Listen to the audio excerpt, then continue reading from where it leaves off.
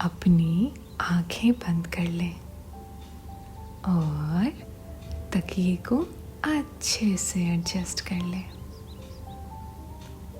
अब हम शुरू करते हैं एक बहुत ही प्यारी सी कहानी। हिमालय की ऊंचाइयों में जहाँ बादल धरती को छूते हैं और नदियाँ चट्टानों के बीच से बहती हैं, वहाँ एक योगी का निवास है। इस योगी का नाम शांतानंद है। वे वर्षों से यहाँ एक छोटे से आश्रम में रहते हैं जो पेड़ों से घिरा हुआ है और प्राकृतिक सौंदर्य से भरपूर है। शांतानंद का जीवन बहुत सरल है। वे हर सुबह सूर्योदय से पहले उठते हैं और गंगा नदी के किनारे ध्यान करने जाते हैं।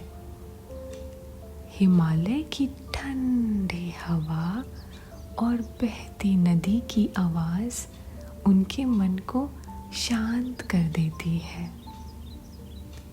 उनका ध्यान प्रकृति के साथ जुड़ने का एक माध्यम है।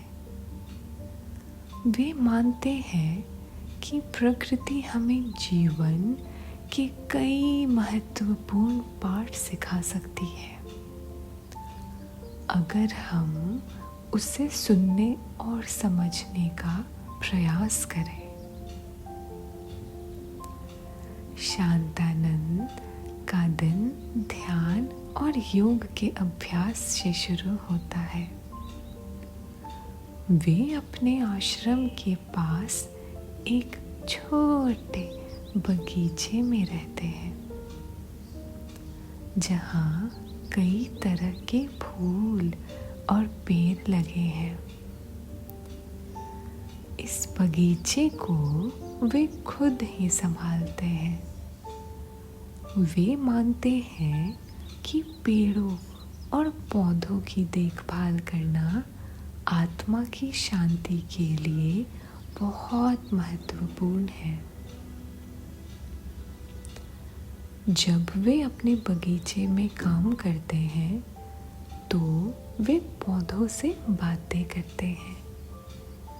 वे कहते हैं, प्रकृति से बात करना मन को शांत करता है। हर पौधा, हर पेड़ हमारे साथ संवाद करता है अगर हम उसे सुनने का धैर्य रखें। वे अक्सर कहते हैं, प्रकृति का हर तत्व हमें कुछ न कुछ सिखाता है। जैसे यह पेड़ हमें धैर्य सिखाता है। यह बिना किसी शिकायत के अपनी जगह पर खड़ा रहता है, चाहे आंधी आए या तूफान। हमें भी जीवन में ऐसे ही धैर्य रखना चाहिए। शांतानंद के पास अक्सर गांव के लोग आते हैं जो उनसे ज्ञान प्राप्त करना चाहते हैं। वे सभी को सादगी और संयम की शिक्षा देते हैं। वे कहते हैं, सादगी में ही सच्चा सुख है। हमें भौतिक वस्तुओं से बहुत ज़्यादा जुड़ने की ज़रूरत नहीं है। हमारी आत्मा को सुकून और शांति मिलनी चाहिए। एक दिन एक युवक उनके पास आया जो बहुत परेशान था। वह अपने जीवन में असफलताओं से निराश था और खुद को बेकार महसूस कर रहा था। उसने योगी से कहा, गुरुजी, मेरे जीवन में कुछ भी सही नहीं हो रहा है।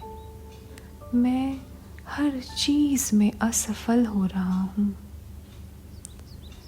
योगी ने उसे ध्यान से सुना और फिर कहा, बेटा, जीवन में हर चीज का समय होता है।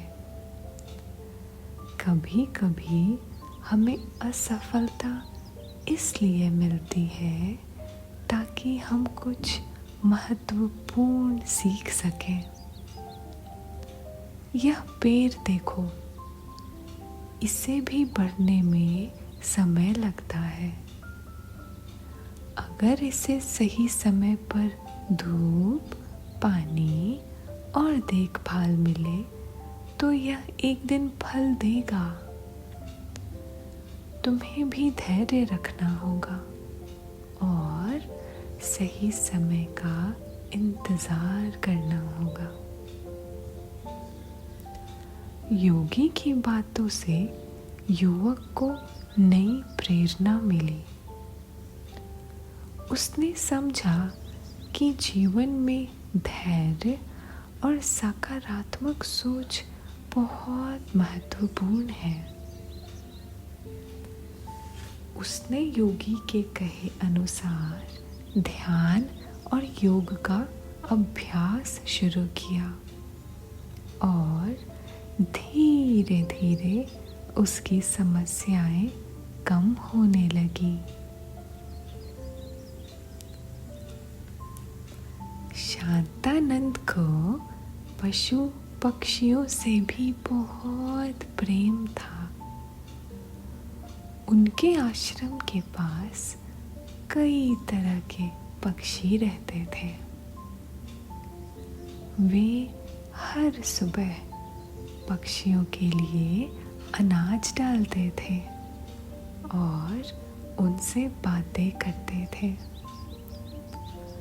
पक्षी भी उनसे बहुत प्रेम करते थे और उनके आसपास घूमते रहते थे। एक बार एक घायल हिरन उनके आश्रम के पास आ गया।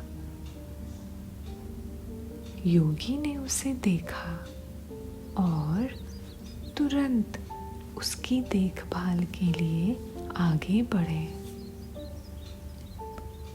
उन्होंने हिरन के घाव को साफ किया और उसे अपने आश्रम में जगह दी। धीरे धीरे वह हिरन ठीक हो गया और फिर से दौड़ने लगा। योगी ने उस समय कहा, हमें प्रकृति के हर जीव से प्रेम करना चाहिए। वे सभी हमारी तरह इस धरती का हिस्सा हैं। उनका जीवन भी महत्वपूर्ण है। अगर हम उनकी देखभाल करेंगे तो वे हमें बहुत कुछ सिखा सकते हैं। योगी शांतानंद की शिक्षा का प्रभाव आसपास के गांव में बहुत गहरा था। लोग उन्हें बहुत आदर और सम्मान से देखते थे। उनके जीवन के हर पहलू में योगी की सिखाई गई बातें शामिल थी। लोग सरल जीवन जीते थे, प्रकृति का सम्मान करते थे और दूसरों की मदद के लिए हमेशा तैयार रहते थे। शांतानंद ने कभी किसी को कोई धर्म या सिद्धांत नहीं सिखाया, बल्कि उन्होंने हमेशा यह कहा कि सच्चा धर्म मन की शांति और दूसरों के प्रति करुणा में है। वे कहते थे, हमारे विचार और हमारे कर्म ही हमारे जीवन को आकार देते हैं। अगर हमारे विचार शुद्ध और हमारे कर्म सही होंगे तो हमारा जीवन भी सुंदर होगा।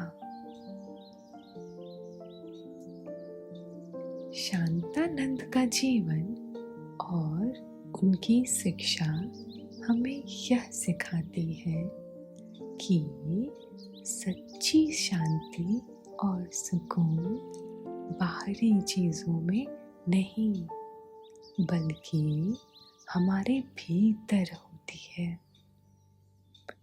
अगर हम अपने मन को शांत रखें और सरलता से जीवन जिए तो हम हर परिस्थिति में खुश रह सकते हैं। वे हमेशा कहते थे, जीवन में जो कुछ भी हो उसे स्वीकार करो और उसमें खुश रहो। असली शांति हमारे भीतर होती है, जिसे हमें खोजने की जरूरत है। प्रकृति हमें इस शांति को पाने में मदद कर सकती है। बस हमें उसे समझने और उसके साथ जुड़ने की जरूरत है। योगी शांतानंद की यह कहानी हमें सिखाती है कि जीवन में सादगी, धैर्य और करुणा का कितना महत्व है। उनकी शिक्षा हमें यह याद दिलाती है कि सच्ची खुशी और शांति हमारे भीतर होती है और इसे पाने के लिए हमें अपने जीवन को सरल और प्राकृतिक तरीके से जीना चाहिए।